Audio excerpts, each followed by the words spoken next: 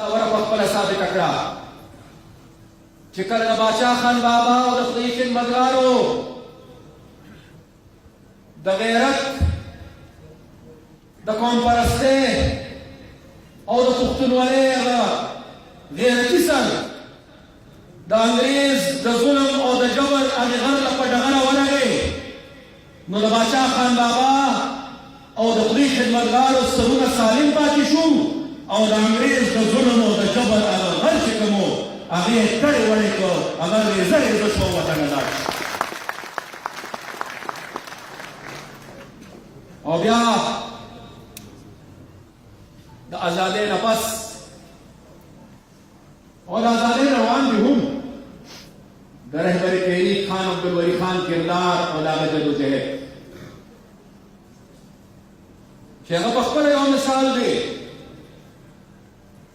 په دې ملک کې چې د جمهوریت د بقا د جدوجهد تاریخ لیکل کېږي چې په دې ملک کې د آئین د بارادستۍ او د آئین سازۍ تاریخ لیکل کېږي که په دې ملک کې د محرومو طبقو د حق لپاره آواز د پورته کولو تاریخ لیکل کېږي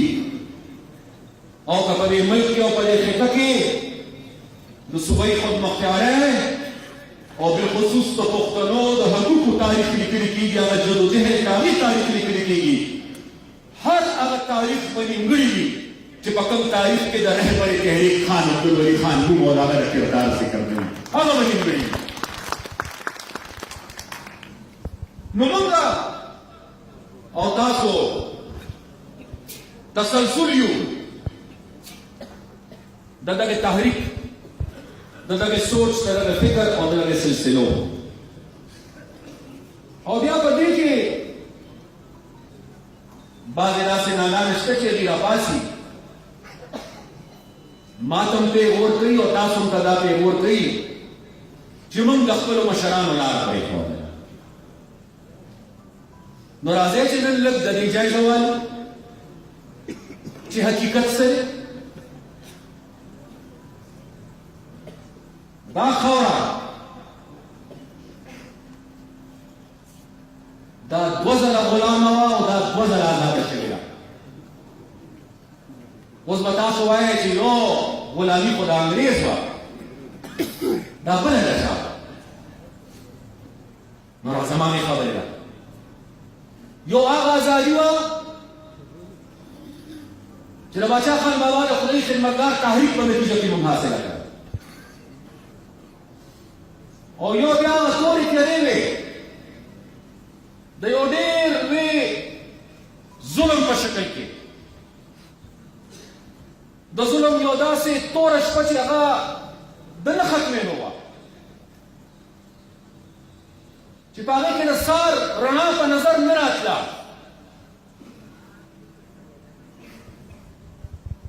یو جنګ د انګریز خلاف شوی هغه هم بل چانو کړی هغه هم پښتنو باچا خان بابا خو خدای خدمتګارو کړی او بل جنګ په دې خاوره د دهشتګردۍ او د دهشتګردو خلاف شوی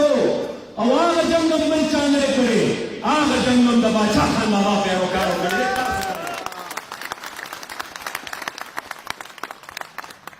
موږ یو ځل دا وطن د انګریز نه آزاد کړی دی او موږ په دویم ځل دا وطن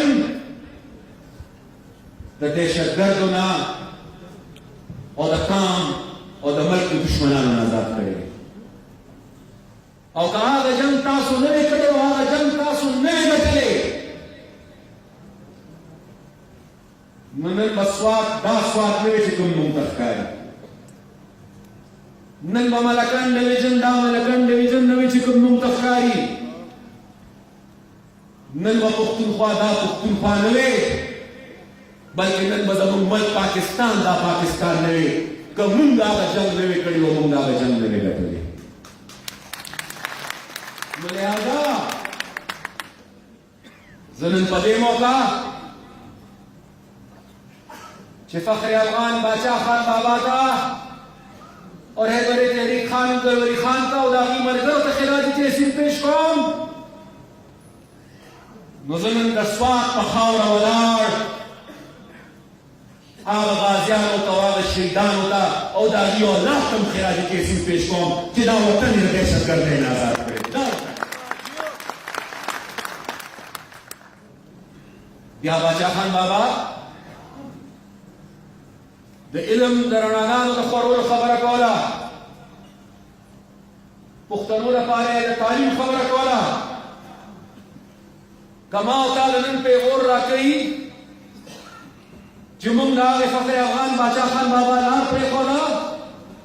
نو لار ما څنګه پرېښوده؟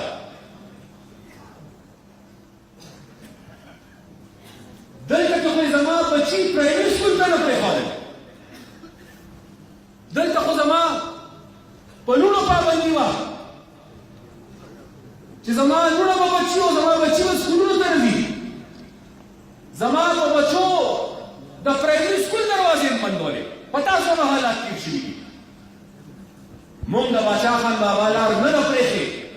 موږ ځکه نه ده پرېښې چې هغه پرې د پرایمري سکول دروازه بندوله،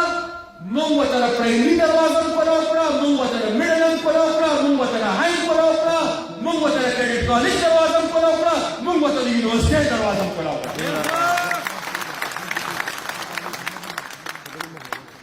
او نه صرف دا چې سوات کې مې د پښتنو بچو ته د یونیورسټۍ دروازه پلو کړه، نه، سوات کې بچو ته د یونیورسټۍ دروازه پلو شوه، دیر کې پلو شوه، چترال کې پلو شوه، بونیر کې کلاو شوه، مردان کې کلاو شوه، سمابی کې کلاو شوه، چارسدې کې کلاو شوه، پېښور کې کلاو شوه، هریپور کې کلاو شوه، کرک کې کلاو شوه. دې ته وایي اصلي ترقي د کار دې ته.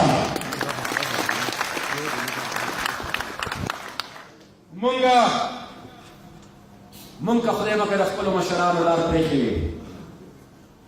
نو مونږ به په تېر اخري NFC اواډ کې خپلې صوبې له بیا اضافي اربونه روپۍ له کوم ځای نه راوړلې. مونږ که خدای مکړه د خپلو مشرانو لار پرېښې وي، نو مونږ به د بجلۍ د منافع 110 روپۍ بیا د مرکز نه څنګه راوړلې. مونږ که د خپلو مشرانو لار خدای مکړه پرېښې وي، نو مونږ به په ټوله پښتونخوا کې او بالخصوص په ملکنډ ډویژن کې هغه ناره چې خپله خاوره او خپل اختیار هم په هغې مونږ عمل وکړه چې خپله صوبه، خپله خاوره او خپله بجلي چې د لومړنو 5 منصوبو سنگ بنیاد ایښی چا په دې صوبه کې بل چا نه دی ایښی. 2100 میګاواټ 24 منصوبې، دا پلان د یو حکومت هم نه، دا ستاسو د حکومت و د هغې ژوندی مثال متینګار او ګرانو خوړلی ده. او مونږ که د خپلو مشرانو لار خدای مکړه پرېښې وي، نو نن بشیر شاه خان زما تعارف کړی و چې د شمال مغربي سرحدي صوبې پخوانی وزیر اعلی، د NWFP پخوانی وزیر اعلی،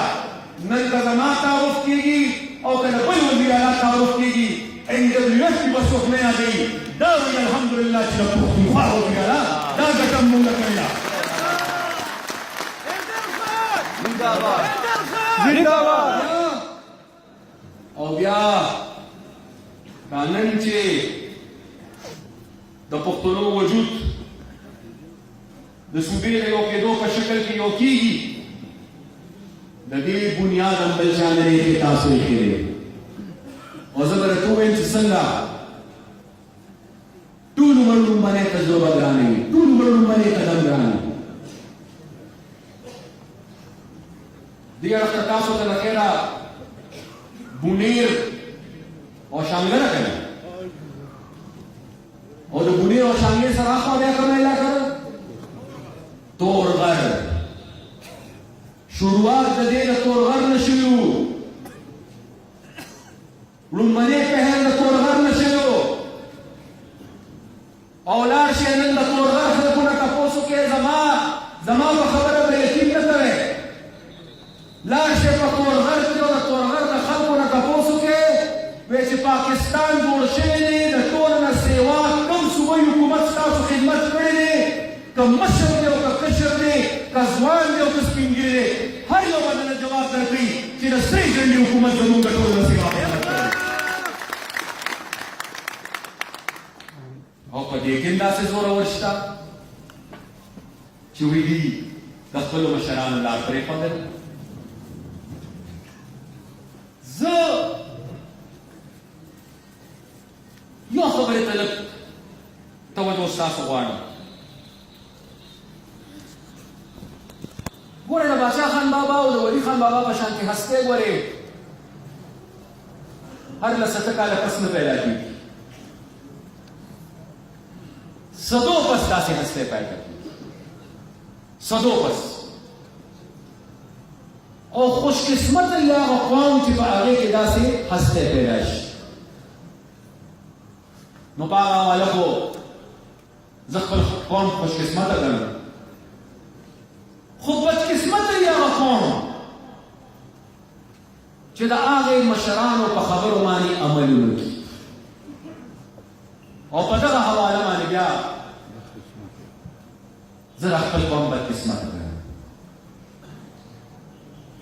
और ढेर ज़्यादा वाक़यात मिलता बयानों में वाला खुद वह हवाले बावर कम दे सका दो हवाले चिमुंग अमल होने के लोगों सुनना नुकसान और कब अमल करेंगे लोगों पर सुनना वे नुकसान न बचे टूल मरने का खबर करेगा कि पाकिस्तान के टोलो खल्को सरा टोलो इलाकों सरा द इंसाफ को बुनियाद से को के बेइंसाफी मत करे हक तंजी रचा मत करे जिदा खल हक तपोस करे ना अवल दबल हक तस्लीम आवे चखल हक वाले ना अवल बल ना हक वर्का हक तंजी रचा मत करा वजूद पर अवल तस्लीम हो पर ये मल के दा यो core de mesale yo koor de pani yo koor की मले यो बल वजूद तस्लीम हो का पदे खबर अमल शिवे नुमंग बनी मल्क न ले मुंगिन मल्क पर वले बेले तस पदे वले माली जो मुंगा पदे खबर अमल हो और नी मल्क कम बेले और नन हम सोच लो नन बनता सो हो रहे बयानात बाजी खलक वर्कई कि अतसम तरमीम पाकिस्तान लड़े नुकसान वर्तो अतसम तरमीम माने नजर साने जरूरत थे सब नुकसान वर्तो पाकिस्तान में सुबोल माली और इंतजामी खुद मुख्तारी वर्तो ना नुकसान थे द सुबह वसाइल सेवा की सूबे में रखल हुनस खिदमतों की दान नुकसान थे सुबह से इख्तियार में लो सुना नुकसान थे ढेर आसान फार्मूला ला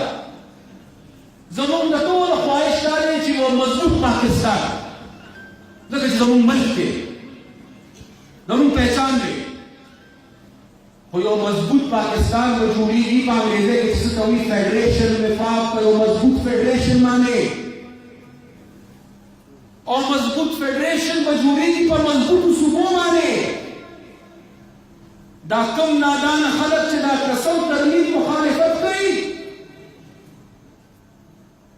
दा सूबे तशन कमजोर कई दा मल्क कमजोर कई दा तशन सूबों खिलाफ खासकर दा वड़ों सूबों खिलाफ साजिश कई दा मल्क खिलाफ साजिश कई और जिसो कम दा वड़ों सूबों दा मल्क खिलाफ साजिश कई कभी स्टेज नंबर मना देर पादब और एहतराम दा खबर कौम कि अवामी नेशनल पार्टी बा शरी हम कट अन इस चाल इजाजत वर्म की कि कसम तरमीम के सनस तब्दीली की सुबह के इख्तियार में और शुरू बल्कि जरूर मुताले बना रहा चिरगी में सेवा इख्तियार सुबह और के सुबह पुलिस के बंद वो जंग वाले ने कदीम को एक माँ वक्ती ताफ का एएफसी अवार्ड जिक्र होगा नन सभा खुदा मुंडा बावरे बार बार बावरे चे डेवलपमेंट प्रोग्राम यानी तरक्याती प्रोग्राम माने कट हो लगेगा खबरें क्या बने चिक्कट हो लगे स्टास हुकूमत यो ख्वा दहशतगर्दी बल्कि 2010 से लाभ कट नो लगे दरे बल्कि सूबे पर तारीख के सकम 88% बजट के तरक्याती सेवा शिविर पर योजल के अगर स्टास हुकूमत के सेवा शिविर मोबाइल हुकूमत के अंदर से उस मुश्किल डाले चे NFC अवार्ड अवलो शो और अटलसम तरमीम उसको उस अटलसम तरमीम पर नतीजे के सुबह तक इख्तियारात मुंतकिल तो सुबह जिम्मेवारी से वाशे को जाहिर खबर डाला कि सुबह जिम्मेवारी से वाशे वाला जिम्मेवारी को सुबह बालादा कोई चीज इजाफी वसाइल का दस्तयाबी करा दातून लोगों दीना पाले जुड़ी की उसने मेरे NFC अवार्ड रवान ने सूबे बदा मुतालिबा कई जमीन बरखा सेवा के जगह तसम तरमीम के जमीन जिम्मेवारी जमीन इख्तियारात सेवा शिरी द मरकज नाग जिम्मेवारी सुबह तो मेरा उसमें लिहाजा जका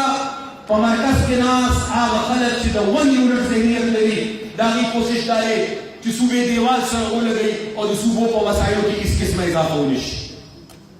ताकि साजिश तरीका पार रवान और याद से खबर को मुकम्मल से खुद हुकूमत वक्ता दा तवक्को को इंतजाम रस्तो जगह से हुकूमत के नहीं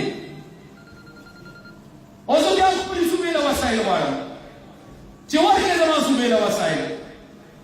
आगा वसाइल जमा पलास लगी और महमूद खान पलास लगी होकर महमूद खान पलास लगी होकर जमा पलास लगी का दाचा पलास लगी जमा पदे के गरज है कि जमा पुख्तनों खिदमत उसी तक के जमा बुनियादी गरज है तक